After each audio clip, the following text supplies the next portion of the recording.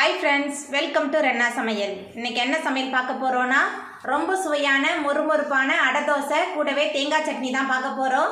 இந்த அடை தோசை தேங்காய் சட்னி ரொம்ப சுவையா இருக்கும். எளிமையான முறையில் சூப்பரா செஞ்சிரலாம்.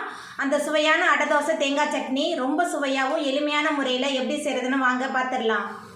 பருப்பு அடை பண்ணுறதுக்கு முதல்ல எல்லாத்தையும் ஊற வச்சிடலாம். அதுக்கு 1 டம்ளர் கடலைப்பருப்பு, 1 டம்ளர் துவரம்பருப்பு, 2 டேபிள் ஸ்பூன் உளுத்தம்பருப்பு, 2 டேபிள் ஸ்பூன் பாசிப்பருப்பு, 2 டம்ளர் புழுங்கல் அரிசி எல்லாத்தையும் சேர்த்துட்டு முதல்ல நல்லா அலசிட்டு வந்துடலாம்.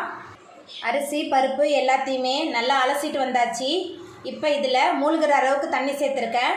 கூடவே கொஞ்சமாக கருவேப்பிலை, 6 பல் பூண்டு, உங்கள் காரத்துக்கு தகுந்த மாதிரி காய்ந்த மிளகாய் எடுத்துக்கோங்க. நான் 10 காய்ந்த மிளகாய் எடுத்திருக்கேன்.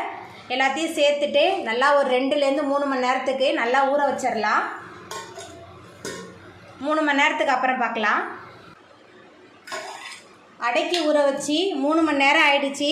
பருப்பு அரிசிலாம் நல்லா ஊறி வந்துருச்சு. இப்போ இது ஒரு மிக்சியில் மாற்றிட்டு நம்ம அரைச்சிடலாம். அரைக்கும் போது நைஸாக அரைக்கக்கூடாது, கொஞ்சம் குறப்பாக தான் அரைக்கணும். அடமாவு அரைக்கிறதுக்கு மிக்ஸி ஜாரில் மாற்றியாச்சு. இது கூட 1 டீஸ்பூன் சோம்பு சேர்த்துடலாம். சோம்பு சேர்த்து நம்ம அரைக்கும் போது நல்ல மணமாக இருக்கும். இப்போ நம்ம அரைச்சிட்டு வந்துடலாம். ஊற வச்ச எல்லாத்தையுமே நம்ம அரைச்சிட்டு வந்தாச்சு. பாருங்கள், நைஸாக அரைக்கல, ரொம்ப குறப்பாக தான் அரைச்சிட்டு வந்திருக்கேன். அடைக்கி அரைச்ச மாவில் 30 போல் சின்ன வெங்காயம் பொடியாக நறுக்கி வச்சுருக்கேன். சின்ன வெங்காயம் சேர்த்துடலாம். அடைக்கு தேவையான அளவுக்கு உப்பு, மஞ்சத்தூள், ஒரு கை நிறைய கொத்தமல்லி எல்லாத்தையும் சேர்த்துட்டு நல்லா கலந்து விட்டுறலாம். அடமாவில் வெங்காயம் கொத்தமல்லி எல்லாத்தையும் சேர்த்துட்டு நல்லா கலந்து விட்டாச்சு. அடமாவு ரெடியாக இருக்குது. இப்போ நம்ம அடை சுட்டுடலாம். அடை பண்ணுறதுக்கு அடுப்பில் தோசைக்கல் வச்சு எண்ணெய் தடவியாச்சு. இப்போ அடமாவுலேருந்து கொஞ்சம் மாவு எடுத்து நம்ம அடை சுட்டுடலாம்.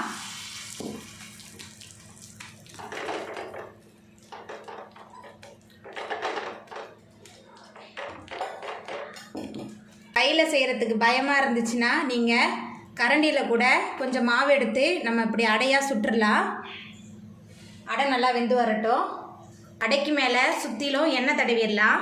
இப்படி எண்ணெய் ஊற்றும் போது நல்ல மொறுமொறுப்பாக இருக்கும் அடை. அடை ஒரு பக்கம் நல்லா வெந்து வந்துருச்சு. அடுத்த பக்கம் நம்ம திருப்பிடலாம்.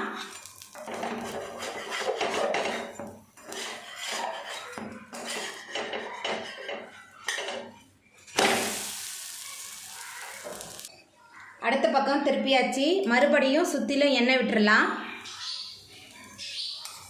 இந்த பக்கம் நல்லா வெந்து வரட்டும். அடை 2 பக்கமும் நல்லா வெந்து வந்துருச்சு. இப்போ நம்ம அடையை எடுத்துடலாம்.